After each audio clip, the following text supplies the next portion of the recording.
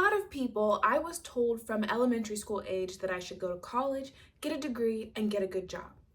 I went to college, I got a degree, and now I make TikToks and YouTube videos. We lost the plot a little bit here. With growing costs of education, as in $300,000 of debt, the declining rate of entry-level jobs that pay a livable wage, and the threat of AI taking over, college can no longer guarantee a good job or a good life. So is it even worth it to go to college anymore? Is it a scam of the system? Hi, I'm Ashara, and I make videos at the intersection of sociology, psychology, technology, and media. And today I want to talk about the precariousness of higher education. Hopefully by the end of this video we can answer, is going to college a scam? Yes or no? Now, we can't talk about college without talking about the cost of college. Are you willing to sell some of your internal organs to go to a top-tier institution? What about a mid-tier institution? Because they cost about the same anyways. No. Well, in the United States, the average cost of a bachelor's degree, which is 4 years of schooling, is about $100,000, a little north of it. Now, that's without financial aid or scholarships, and that's just the cost of a public school that's in-state. What's the cost of a public school that's out of state, you ask? I answer, $180,000 on average. Sheesh! And don't even get me started on private institutions, which will have you in about $235,000 of debt on average. And the average, oh my gosh, I look like that emoji. And the average student borrower spends about 20 years or so paying off their student debt. Now, the typical rebuttal to all of this is that students should go in-state to a public university because it's the cheapest option. But to me, $100,000 isn't that cheap still. And again, this doesn't factor in financial aid or scholarships. This is just the typical sticker price. This is why some people say don't go to a private university. But a lot of the times, private universities have more money to give in the way of scholarships and financial aid. So it could work out that the private university is a bit cheaper for you. At least that's what happened to me. Me personally, I attended a private university, the University of Southern California. Fight on, go Trojans. It is a very expensive school to attend. Right now, the average cost of 1 year is about $99,000 per year. Fortunately, I got out relatively unscathed. I worked 3 jobs in school, and I also did have a lot of financial aid and a lot of scholarships. So I ended up graduating with about $30,000 in debt, and I can happily say I am debt-free now. Praise the Lord. Oh, bashata. But a lot of people are not as fortunate. They get saddled with high interest rates, hundreds of thousands of dollars of debt, and foreseeably no way out.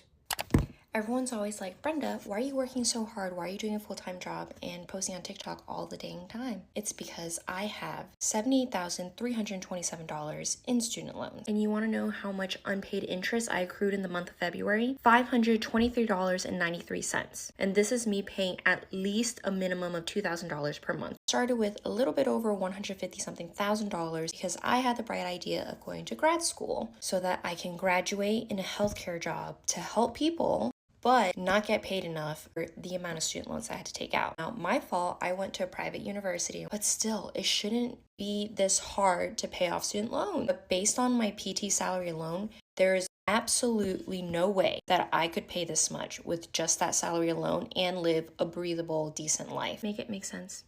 So as it turns out, the student loans that I've been paying $1,500 a month for 2 years have a 17% interest rate. So what I thought I've been paying off for all this time, I'm actually, I owe more than what I started off with. We are slaves to student debt. Between myself and my children, I owe $211,000 in student loan debt. I borrowed $60,000 and now I'm $268,000 in debt. I borrowed $70,000. Over 10 years, I paid $60,000, and I still owe $75,000 more than I borrowed. The interest is so high and it's compounded daily, it's predatory. And this is the most common reason people cite when they say that college is a scam. They say the cost of education and the debt that you get when you graduate are just not worth it. But what if you went to college in, let's say, Germany, where the average tuition cost is between 100 and 500 euros a semester? Of course, private German institutions are more expensive at about 5,000 to 20,000, but that's still far less than the United States. If you decided to go to one of these institutions, would it still be a scam? Well, some people say yes. Why? Because of the job market. Dun dun dun! If you are applying to jobs, then I'm sure you know better than anyone. The job market sucks right now.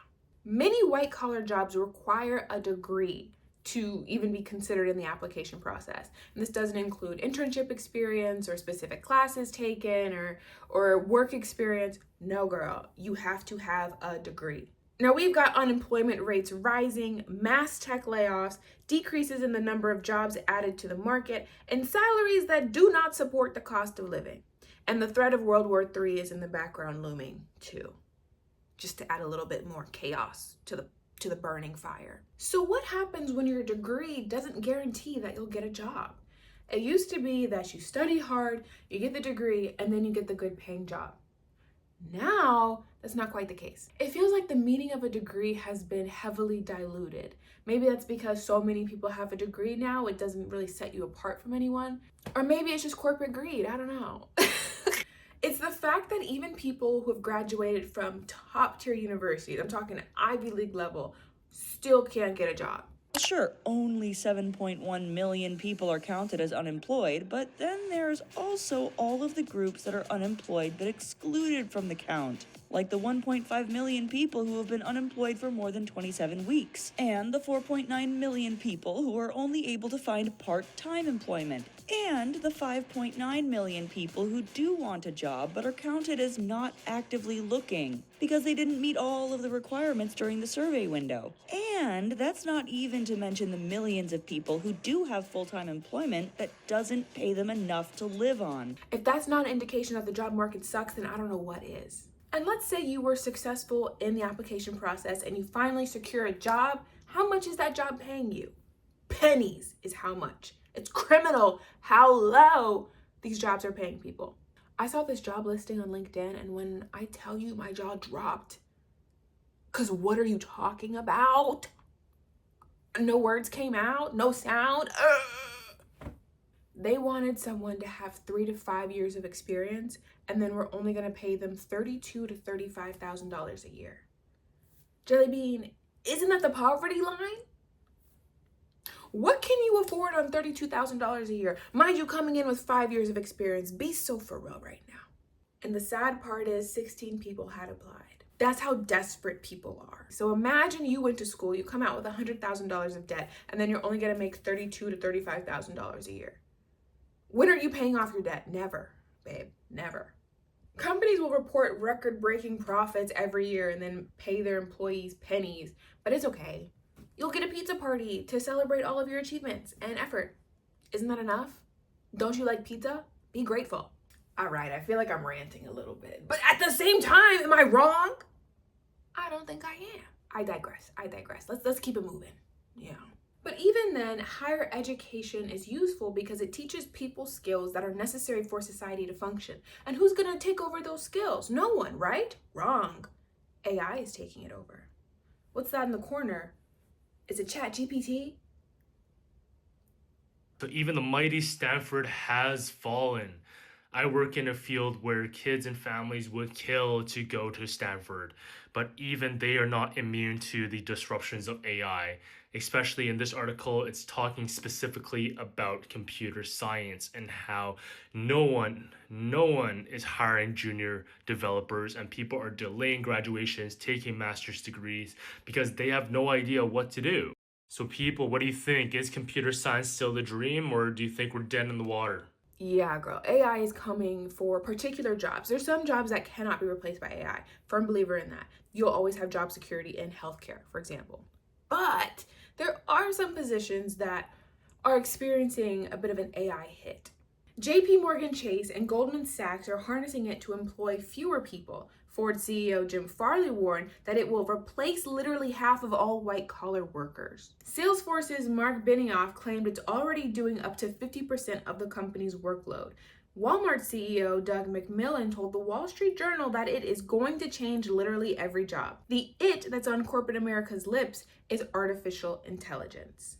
It's going to replace nearly half. It's already doing 50% of the company's job. What?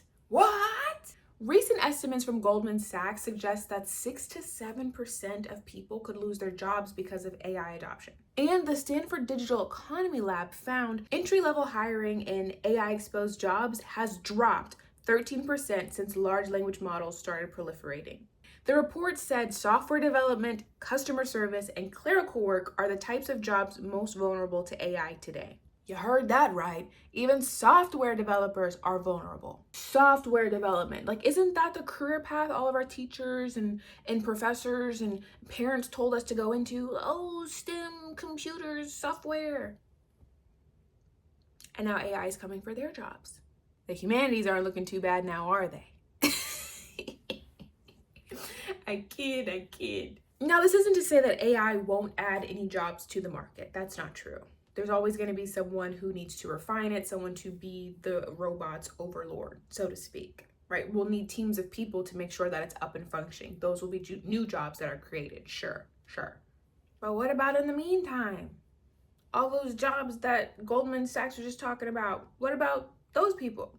And I'm not anti-innovation by any means. I think there's always going to be the next great technological advancement that puts entire industries or lots of people out of work, and then they adapt and then find the next thing. But I think AI is moving at too fast of a speed for people to catch up. And there's too many other external factors that are like shoving people down, and AI is just adding to the pile on. It's making it very difficult just to live, not to even include the environmental damage that AI is causing. Yeah.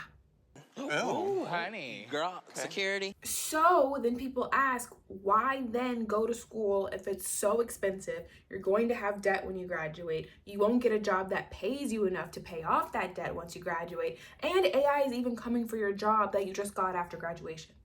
What's the point of it all? Is college a scam? Well, no. At least not in my opinion. The pursuit of higher education is not a scam. It will never be a scam to me. Learning how to think critically and communicate complex ideas and how to test hypotheses and gaining media literacy. College is also a time of challenging ideas and purposefully debating people with opposite views. It teaches you how to research and interpret research findings. Like, I could go on and on and on. These things I think are invaluable. Not me sounding like an infomercial for higher education. They did not pay me to say this. They did not. I get no money. It's not a secret that we are in a literacy crisis. I've talked about this in multiple videos by now, but I feel like it still begs the emphasis. We're in a literacy crisis, people. People can't read. Over half of US adults are reading at a 6th grade level. Have you talked to a 6th grader recently? They're pretty stupid. No shade to the 12-year-olds, but if you compare a 12-year-old's understanding of the world, media literacy, comprehension skills, critical thinking skills, compare that to someone who's 22, got a college degree, different, astronomically different, as they should be. So it's quite scary to me that people 22 and up are reading at a 12-year-old's level.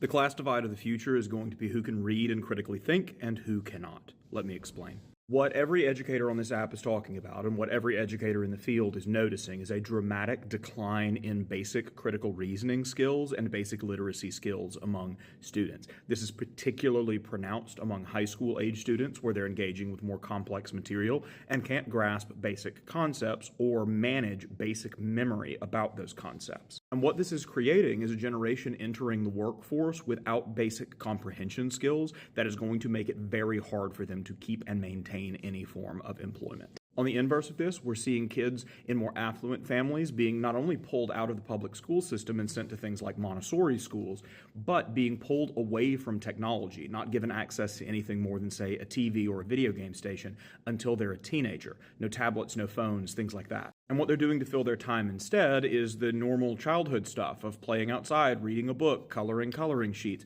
all of these things that seem like play but are actually building soft skills that make someone much better able to navigate the world around them as they get older. The gap is not going to be who can use AI and who cannot. The gap is not going to be who is an all-star on the ACT with a full ride and who is not. The gap is going to be who can reason in a basic way and who cannot. And those that cannot will probably be left behind. It is especially pertinent to have the ability to think critically in politically fraught times such as these. We are in a swamp of fake news and political propaganda and echo chambers, etc., etc. I cannot stress enough how important it is to have the ability to think for yourself so you're not leaving your thinking to be done by entities that perhaps have alternate agendas. You gotta know how to think, babe, and college helps you to think. And yes, while you are more than likely to have some sort of debt upon graduation, you're also going to have access to way more career advancements than someone who only has a high school degree. And you'll make an additional 1.2 million across your lifetime on average compared to those with a high school degree. Notice how I said high school, not trade school, not military school, not any sort of other form of higher education, okay? Let's remember that. Okay, that's pretty much all I have to say on the matter. If you have something you want to say, you let me know. Comment down below and we'll chat about it. Thank you so much for watching. Please like, comment, subscribe, share. I hear all the cool people are sharing videos. They're sharing my videos. Don't you want to be cool? I think you do. Yes, I am using peer pressure to get you to engage. No, I do not feel bad about it. A girl's gotta do what a girl's gotta do. Okay, much love always, and I will see you when I see ya. Bye.